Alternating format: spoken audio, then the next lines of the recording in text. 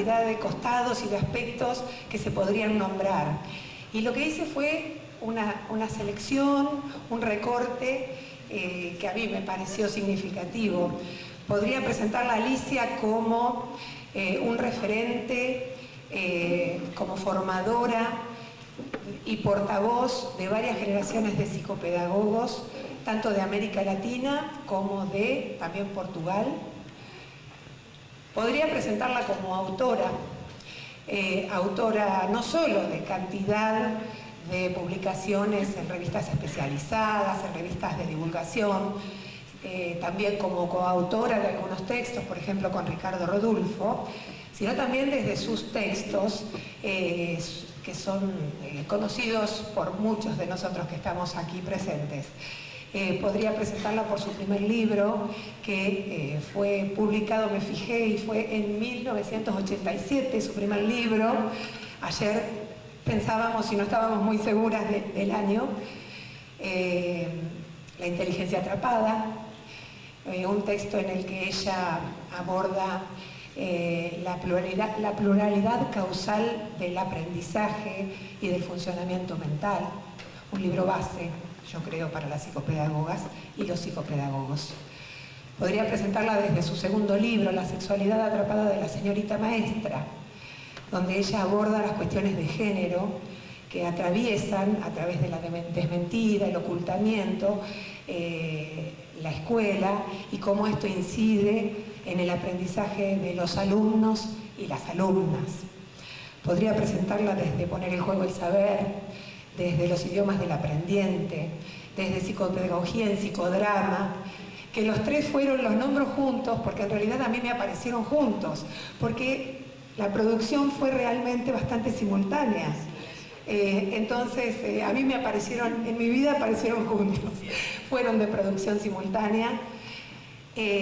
Podrían presentarla hablando de su último libro, La atencionalidad atrapada, en el que ella, yo creo que como consecuencia de un trabajo de muchísimos años, hace una revisión y un cuestionamiento de las concepciones tradicionales de atención y hace un cuestionamiento a la patologización y medicalización de la infancia. También podría presentarla por estar a cargo y ser directora de varias investigaciones.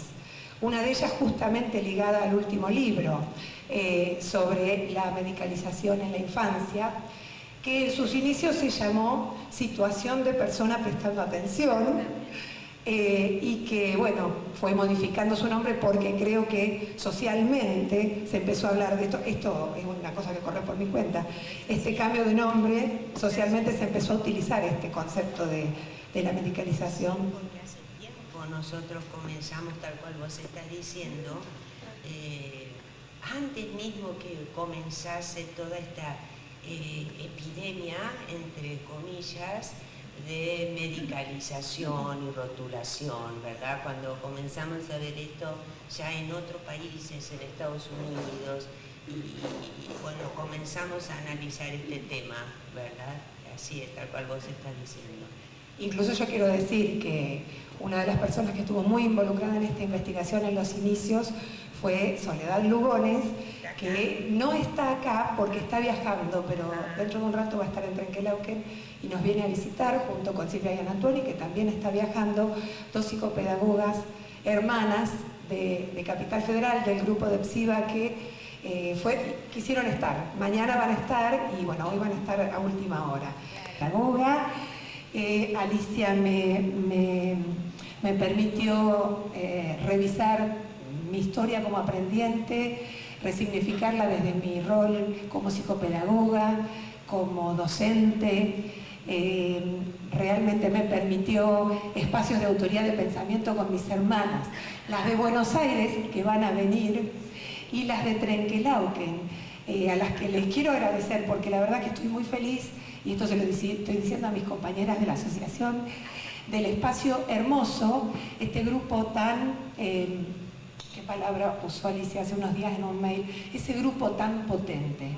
Sí, chicas, esas son palabras de Alicia, pero es cierto. Somos un grupo muy potente y yo estoy orgullosa de mis hermanas de Trenquelauquen y de mi mamá y de mis hermanas de Buenos Aires. Disculpen esta cuestión personal, pero para mí es absolutamente personal que hoy Alicia esté en Trenquelauquen. Así que bienvenidos y bienvenidas.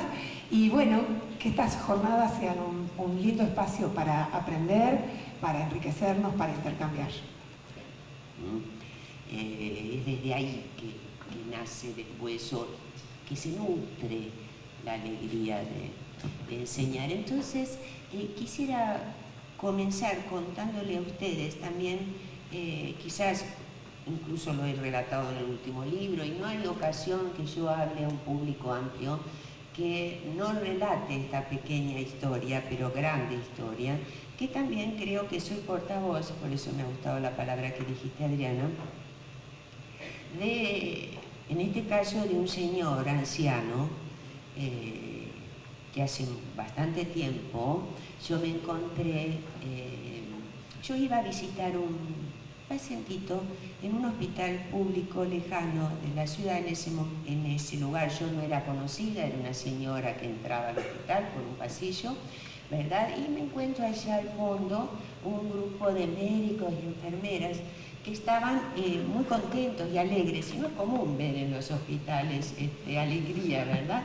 Entonces yo, como soy psicopedagoga y soy muy curiosa, por suerte, forma parte esto de preguntar, ¿no?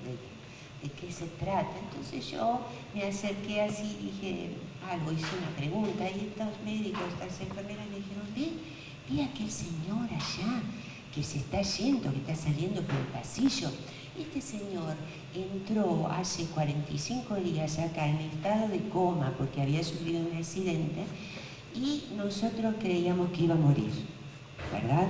Y ahora está saliendo dado de alta, perfecto. Y bueno, eso nos mantiene muy contentos. Entonces yo corrí así, ¿no? Hasta donde estaba aquel señor y me acerqué a él. Y vuelvo a decirles a ustedes que para ese señor, incluso para esos médicos, yo era una mujer que entraba ahí al hospital, digo, porque si no, cuando ustedes después escuchen el diálogo que yo tuve con este señor, van a decir, le dijo eso porque sabía que vos eras psicopedagoga. No. Yo voy y me acerco al señor y le hago una pregunta, le digo, señor, ¿de dónde usted sacó la fuerza para curarse? Y el señor ahí ya me dio la primera enseñanza, ¿verdad? Porque me dijo, ¿saben lo primero que me dijo? Me dijo, ¿usted tiene tiempo para escucharme? Qué maravilla, ¿no? ¿Cuántas veces nosotros hacemos preguntas que no son preguntas, son interrogaciones, o sea, que preguntas que no nos damos el tiempo para escuchar algo que no conocíamos antes de preguntar, ¿no? Ese espacio ese hacerse responsable de la pregunta, ¿no? Abrir un espacio entre aquel que le pregunta, sea un niño, un anciano, sea mi paciente, sea mi alumno, ¿no? Sea mi hijo, y yo, ¿no? Entonces, y yo que no tenía tiempo, porque iba corriendo, ¿no? A visitar a un chiquito que estaba ya internado, pero bueno, yo había hecho esa pregunta, entonces yo le digo, sí, me iba a tener que hacer tiempo dentro del tiempo, entonces le digo, sí, y ya cuando yo digo, sí, el señor está sentado en uno de esos bancos destartalados que todavía hoy existen en muchos hospitales, ¿no? Y entonces yo lo miro y el señor me mira. La mirada, vamos a hablar un poquito después si ustedes quieren de la mirada. Y el señor me dice, ¿de dónde saqué la fuerza para curarme? Me preguntó este señor así. Dice, bueno, yo estaba ahí, ¿sabe? En estado inconsciente. Y yo, como muchos o casi todos los que están acá, o muchos de los que están acá, hemos estudiado mucho acerca de la instancia inconsciente, preconsciente, consciente, ¿no? ¿Verdad? Hemos leído Freud muchísimo, pero ahí en ese momento la palabra inconsciente colocada en estado inconsciente, por referirse al estado de coma, se me abrió con otro sentido, por lo que el Señor siguió diciendo. El Señor me dijo, bueno, yo estaba ahí en estado inconsciente, pero me dice, ¿sabe una cosa? Yo escuchaba todo lo que los médicos ahí hablaban alrededor mío. Yo no entendía nada de lo que hablaban, pero sí me daba cuenta que ellos hablaban de que yo me estaba por morir, que estaba muy grave, y yo no podía hablar para decirle, miren que yo no me quiero morir todavía, que yo quiero vivir. Y yo estaba ahí, y entonces de repente pensé, dice el Señor, pensé, bueno, tengo que eso que usted me preguntó, tengo que sacar fuerzas de algún lado. ¿Y saben de qué me acordé? Me acordé de cuando yo era chiquito. Primero me acordé, ¿sabe? Cuando yo empecé la escuela, ahí por 6 años, no me acuerdo, ahí yo me enteré que este señor tenía 87 años, porque él me dijo, ¿ves? Yo hoy tengo 87 años y mire los años que hace. Cuando yo comencé la escuela, bueno, yo iba ahí a la escuela y estaba en un recreo, había empezado recién el primer grado, y estaba en un recreo y escucho que mi maestra hablaba con otra y decía, y hablaba de mí, y decía, este año no va a aprender a leer y escribir. Y yo escuché, y yo tenía ganas de aprender a leer y escribir, pero como escuché eso pensé, ¿para qué voy a venir todo este año a la escuela si no voy a aprender a leer y escribir? Entonces dije, de esa maestra, dice, yo ya no me acuerdo el nombre, pero al año siguiente, como yo tenía muchas ganas de aprender, la palabra ganas después podemos hablar, es una palabra maravillosa en castellano, porque incluye deseo, voluntad, inteligencia, cuerpo, todo, ¿no? Entonces dice, como yo tenía muchas ganas de aprender, volví al año siguiente y ahí me tocó otra maestra, que tampoco me acuerdo el nombre, y tampoco me acordé cuando estaba ya en estado inconsciente, ni de la maestra 1 ni de la maestra 2. Y ¿sabe qué? Esta maestra, cuando fui por segunda vez a la escuela, cuando vino las vacaciones de invierno, llamó a mi mamá. Yo no sé lo que habrán hablado, solo sé que cuando llegué a mi casa mi mamá me agarró así y me dijo, Pedrito, saliste a tu papá, burro mismo, no tenés cabeza para aprender. Y me mandó a trabajar. Bueno, pero como le dije, señora, yo tenía muchas ganas de aprender y al año siguiente volví a la escuela y ahí me encontré con otra maestra que yo me había olvidado el nombre, pero estando ahí en el estado inconsciente me acordé de la señorita Teresita. ¿Sabe? ¿Y de qué se acordó? Y me dijo el Señor, me acordé del modo como me miraba la señorita Teresita. ¿Y cómo lo miraba la señorita Teresita? Y me miraba como diciendo, vos vas a poder. Y bueno, y yo terminé la escuela primaria. Y estando ahí, miren, yo me acordé de ella, del modo como me miraba. Y yo le dije, yo a Alicia le dije al Señor, mire, ¿sabe? Yo trabajo con muchos maestros, maestras, profesores, docentes. Y les voy a contar esto que usted me contó. Y él me dijo, sí, porque yo le dije, mire, probablemente la señorita Teresita ya habrá muerto. Me dijo, sí, ya habrá muerto porque era en ese momento, imagínense, yo tengo 87 años. Y yo le dije, quizás hasta la señorita Teresita puede ser que haya muerto pensando que no cumplió con tal ítem del currículum, que no hizo tal o cual cosa, ¿no? Que que tenía que hacer y sin saber quizás la importancia subjetivante, subjetivadora, constructora del sujeto, que tiene algo tan simple, a ver si es así, sí, algo tan simple como es, y que no se puede fraguar, y para lo cual no se necesita un tiempo extra, que es un modo de mirar, un modo de mirar y de escuchar, ¿verdad? Un modo que reconozca en el otro un sujeto pensante y deseante, que reconozca en el otro un sujeto interesante.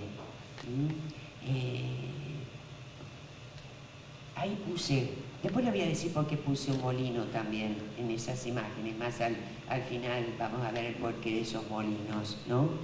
Pero ahí ustedes están leyendo, ¿no? Los maestros como agentes subjetivantes. Los maestros, cuando digo los maestros digo los docentes, la escuela, pero cada una de las personas que están en una institución. Y ahí ustedes estarán leyendo algo que dice, el enseñante dice, ¿no? Sí. Y ustedes encuentran 3 verbos ahí. El enseñante es alguien que cree, sí, es alguien que cree, después dice crea, después dice quiere, que el aprendiente aprenda. Bueno, yo creo que vamos a desmenuzar cada uno de esos verbos, porque cuando ahí dice enseñante podemos decir también el profesional, ya sea el médico, el psicólogo, el psicopedagogo, el psiquiatra, el neuropediatra. Ahí dice el verbo querer, ¿verdad? Porque querer que el otro aprenda es fácil, solamente, no sé, una persona que hay, ¿verdad? Pero bueno, una persona con una patología, digamos, severa puede no querer que su alumno o que su hijo aprenda, ¿verdad? En general, es decir, medianamente sano, todos queremos que aquel que sea nuestro hijo, nuestro alumno, pueda aprender, ¿verdad? Ahora, creer que puede aprender es diferente. Ya es un trabajo, es una posición, forma parte de una ética, forma parte de reconocer en el otro un semejante, aunque ese otro no me muestre que es mi semejante. ¿Se entiende lo que quiero decir? Reconocer en el otro un semejante, aunque ese otro no me muestre que soy, que él es mi semejante, ¿verdad? Y yo siempre digo algo que parece, sí, es conocido por todos. A veces lo que es conocido, qué bien, así me escapé de esas luces y puedo ver los carteles, claro, porque si no solo veía así la primera fila. Ahora está bien, ahora puedo más o menos mirar hacia, no a todos, pero voy deteniendo la vista en cada uno de ustedes. Algo conocido por todos, ¿verdad? Pero a veces eso conocido por todos no entra al interior de las construcciones teóricas, científicas, ¿verdad? Que es lo siguiente, después vamos a ir a desmenuzar esa figura que ahí está en la lámina. Cuando ustedes nacieron, ¿verdad? Cuando yo nací, cuando ustedes nacieron, no podían estar ni siquiera así sentaditas o sentaditos, no sé si hay algún hombre en el público, ¿verdad? Es otro tema que también después tendríamos que dar lugar a un seminario, ¿no? Sí, no es responsabilidad de ellos, a veces es responsabilidad nuestra, que tengamos tan pocos hombres en nuestros espacios. Bueno, eso es otro tema. Entonces yo les decía que cuando ustedes nacieron, no podían ni siquiera estar sentaditas como están ahora, ¿verdad? Si alguien los pusiera así sentaditas, las pusiera pusieron, sí. A veces me salen los verbos conjugados en portugués. Caerían, ¿verdad? Caerían. Ustedes no podían pronunciar palabras, simplemente probablemente hacían algunos sonidos, ¿verdad? Sin embargo, ¿cómo fue que aprendieron a caminar y hablar, por decir dos de los aprendizajes universales de los seres humanos, ¿no? ¿Cómo fue? ¿Cómo fue que aprendieron a hablar? ¿Fue porque tenían aparato fonador adecuado? ¿Fue que aprendieron a caminar porque tenían piernas? Claro, bueno, sí, eso es necesario, pero no es la base.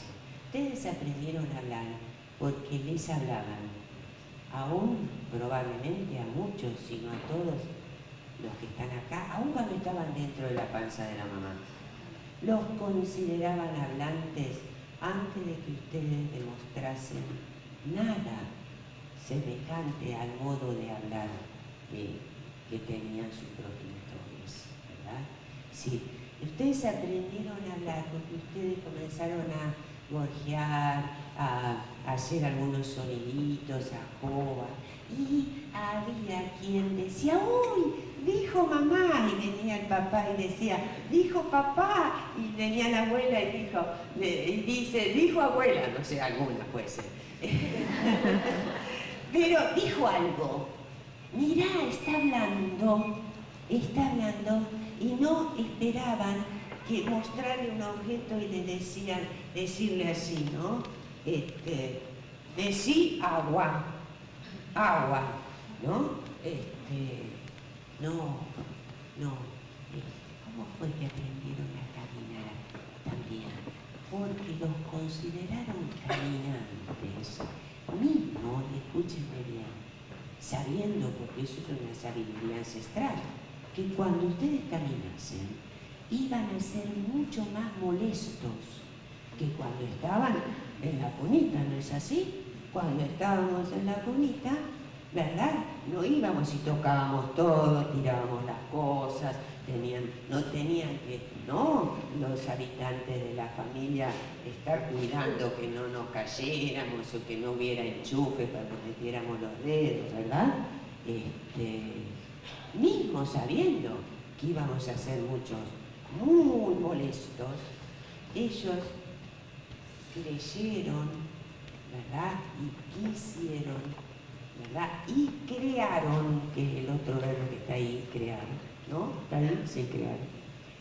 Que las situaciones, el ambiente, diría Winnicott, favorecedor para que aquello que ellos creían que nosotros teníamos como capacidad y como posibilidad, pudiese desarrollarse. Vuelvo a decir esto. Esos adultos, ¿verdad? Es decir, creyendo que nosotros teníamos la posibilidad de aprender, sin que le demostrásemos que éramos sus semejantes en ese sentido, ¿verdad? Ellos creyeron, quisieron y crearon el ambiente facilitador, ¿no? Como lo llama Donald Winnicott, para que esas capacidades puedan desarrollarse, ¿verdad? El verbo creer y el verbo crear en castellano, quienes me conocen saben que yo amo a las palabras, ¿no? Las palabras nos hablan si las sabemos escuchar, porque viene toda una sabiduría dentro de las palabras, ¿no? Entonces, el verbo creer y el verbo crear son dos verbos diferentes, ¿verdad? Pero yo ahora les pido a todos ustedes aquí presentes que conjuguen en voz alta, por favor, el verbo creer, en modo indicativo, ya no van a creer que estoy tomando alguna clase de gramática, en modo indicativo presente, primera persona del singular. Eso es. Ustedes hablaron del verbo creer. Bueno, ahora conjuguen al mismo tiempo persona del verbo crear. ¿Qué les parece? ¿No es maravilloso? ¿No es maravilloso? Yo creo que creer nos sitúa en la posición de yo creo de crear las condiciones para que aquello que yo creo sea posible.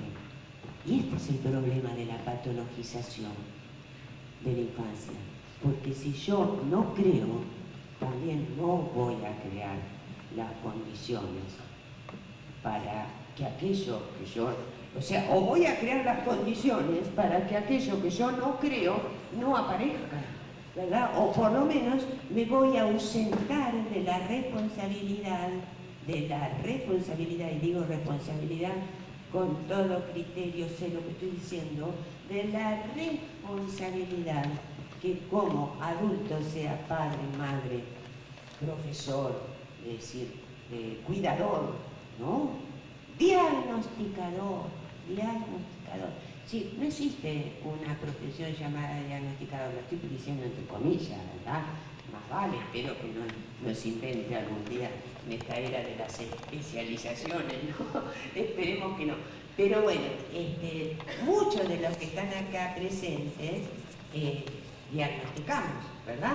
Realizamos diagnósticos, formando parte de nuestra tarea, ¿verdad?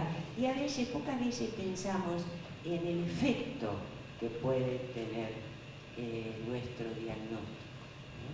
Es decir, el efecto que puede tener sobre aquel que lo recibe. Yo siempre digo, hacer un diagnóstico nombrando, colocándole un nombre extraño, y están de moda las siglas, ¿no? A la descripción de lo que todos ven, no es un diagnóstico, ¿verdad? Eso no es un diagnóstico. Hacer un diagnóstico, claro que es importante hacer un diagnóstico, es muy importante, porque tiene una... es justamente por el grado de poder, es otro verbo que hay que conjugarlo, el verbo poder. Es decir, no de cuando, porque es malo cuando queda como sustantivo, el poder, ¿verdad? Pero cuando se conjuga, yo puedo, tú puedes, él puede, nosotros podemos, ellos pueden, ¿verdad? Bueno, ahí ella también, ahí ya es diferente. Entonces yo digo que un diagnóstico tiene que de algún modo explicar, expresar, descubrir, encontrar, visibilizar lo que ese sujeto puede y no muestra hasta ahora, ¿verdad?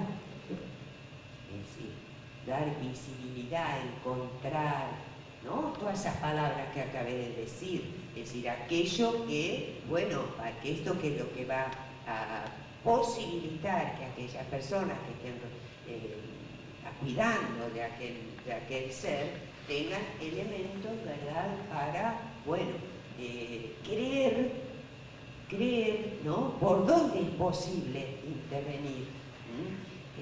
Por eso es que ahí yo coloqué, el enseñante es alguien que cree, crea y quiere que el aprendiente aprenda. Eso para mí es fundamental, porque y en los días de hoy, que ahora vamos a estar hablando un poquito de los nuevos escenarios sociales, en los días de hoy, actuales, ¿no? Aquello que puede estar minando, sí, me surgió la palabra minando, horadando, fragmentando